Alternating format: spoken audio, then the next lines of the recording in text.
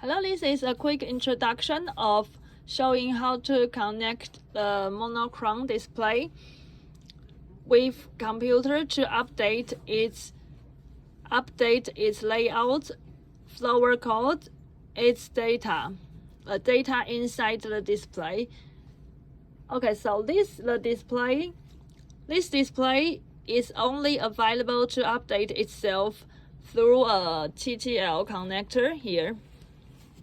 This one TTL connector. So when I ship the sample module, this TTL connector will be contained together with the display in its box, and so when you received it, that you can use this connector to update the flower code, the flower requirement, the arrow style, and the other customized design into. But actually, this display is not like the TFT-LCD display. This don't have that much options for the style, but you still need to update for different project flower requirement.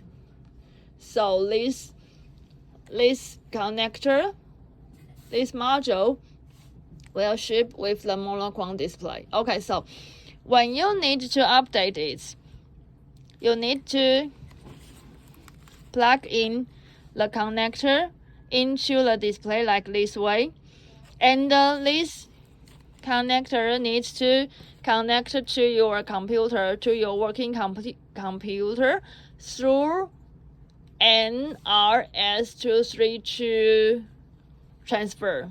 Okay, so you need this connector can only transfer from RS-232 code.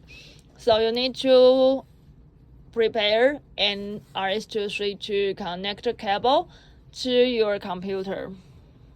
In this way, that you can here use this software. This is a software that you can program flower code. You can choose the flower style and the arrow style and the along messages requirements, all the basic program that you need for this monochrome display. Okay, suppose that right now I have done all the program, so I need to make a ROM file first. Here I need to make ROM. The ROM file is which configuration file that it's going to upload into the monochrome display. Okay,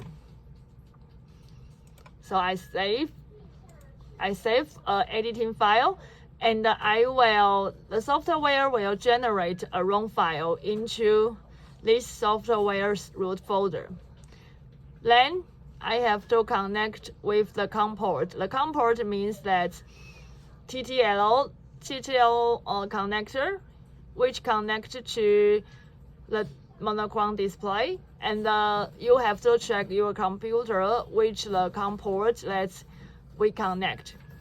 So for example, my computer is COM7, so I connected to COM7, so I have already connected it here. And when you want to connect it, you have to power supply the display in advance, like I have done here.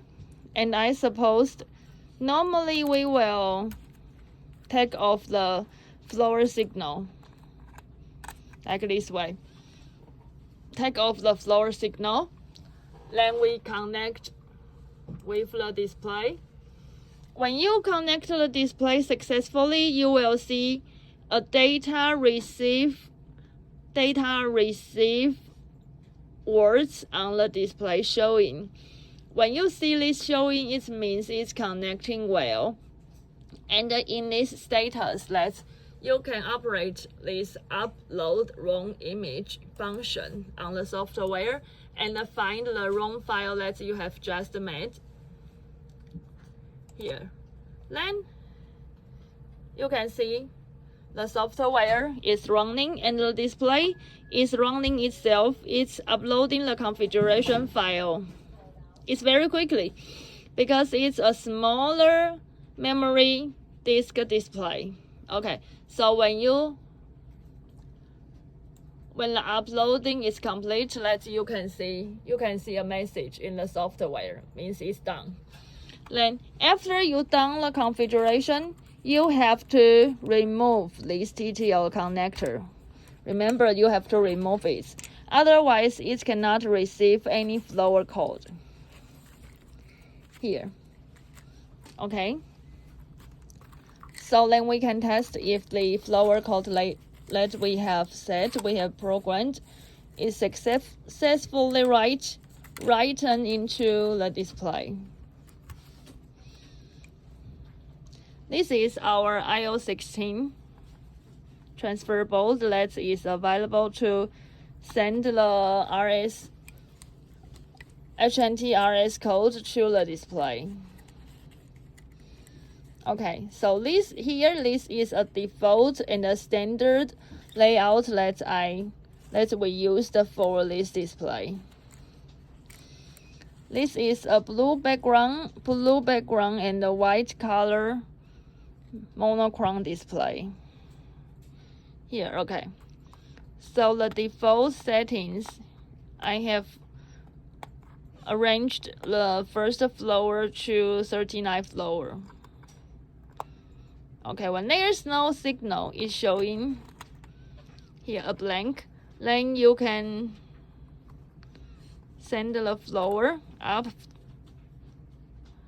direction arrow, down direction arrow, and the flower on the 6-bit binary code. The code is decided by the IO16A transfer board. Then we can have the flow curve can up to 39.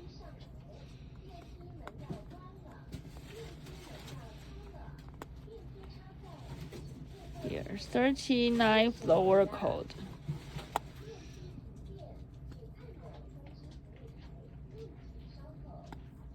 Here, 39 is the uptest, toppest flower that I have arranged.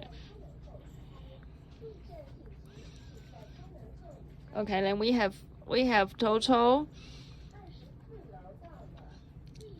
built in 1, 2, 6, 1, 2, 3, 4, 5, 6, 6 different alarm messages. Okay, I will share the floor code, the wiring cable also with every simple order. Okay, that's all. If you have any questions on programming, this is